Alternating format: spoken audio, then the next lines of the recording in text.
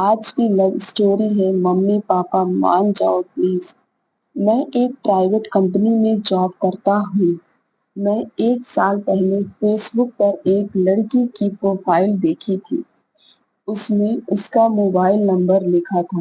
میں نے اسے کال کیا اور اس نے کہا کہ تم اپنے موبائل نمبر کو ہائڈ کر دو ورنہ لڑکے تمہیں کال کر کے پریشان کریں گے۔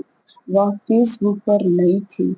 میری اس بات کو سن کر گھبرا گئی اور اپنی فرینڈ سے کہہ کر نمبر کو ہائڈ کروا دیا۔ اس کی فرینڈ نے نمبر کو ہائڈ کر دیا اور اس کے بعد سے ہماری لو اسٹوری شروع ہو جاتی ہے۔ ہم رات کو 12 سے 1 تک بات کیا کرتے تھے۔ وہ مجھے ہمیشہ پڑھائی کرنے پر زور دیتی تھی۔ مجھے اس کی یہ عادت اچھی لگنے لگی تھی۔ میں نے پچھلے ویلنٹائن کو پرپوز کیا۔ پرپوز ڈے کے دن اس کی ایک کلاس میٹ سے پوچھا تھا کہ وہ آج کے دن لڑکی کو پرپوز کرنے پر منع تو نہیں کرے گی، تو اس نے کہا کہ نہیں، آج کے دن پرپوز کرنے پر منع نہیں کرے گی۔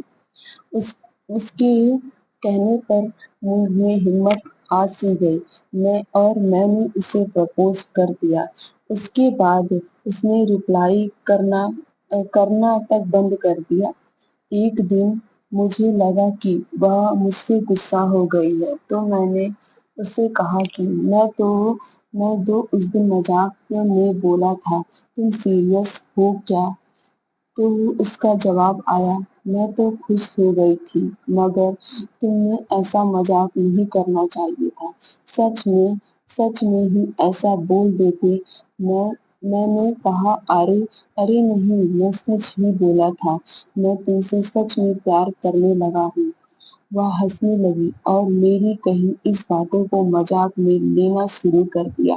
دوبارہ سے ہم دونوں میں کافی باتیں ہونے لگی۔ اس کے بعد جب میں اپنے گاؤں گیا تو مجھے بہت برا لگ رہا تھا۔ میں گاؤں جا کر اس سے کہا مجھے یہاں بہت برا لگ رہا ہے، مجھے رونا آ رہا ہے۔ اس رونے کی وجہ سے میری قسمت کھل گئی۔ تبھی سے وہ مجھ سے پیار کرنے لگی۔ اس نے مجھے دباؤ ڈالا کہ تم جلدی سے جلدی دلی آ جاؤ۔ اس کے کہنے پر میں ترنت دلی گیا۔ ہم 8 مہینے بعد ایک دوسرے سے ملے تو مجھے بہت زیادہ شرم آ رہی تھی۔ دھیرے دھیرے وہ مجھے اچھی طرح سے سمجھتی تو میں اسے سمجھتا تھا۔ اب ہم لوگ کئی بار مل گئے تھے۔ اب مجھ سے شرم بھی نہیں آتی تھی۔ میں اس سے بہت زیادہ پیار کرنے لگا تھا مگر یہ سب سے بڑی پرابلم آ گئی۔ ہم دونوں کی ذات برادریاں الگ ہیں۔ اس کے ماتا پتا انٹر کاسٹ میرج کے لیے بالکل بھی تیار نہیں تھے، لیکن میں اسے کسی بھی حال میں پانے کی ضد میں اڑا تھا۔ وہ بھی اپنے ماتا پتا کو ہرٹ نہیں کرنا چاہتی تھی۔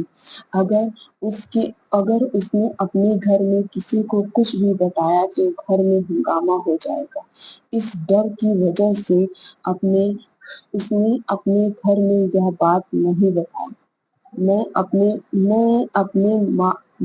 اپنے مادھیم سے اس کے ماتا پتا کو سمجھانا چاہتا ہوں کہ ذاتی پرتھا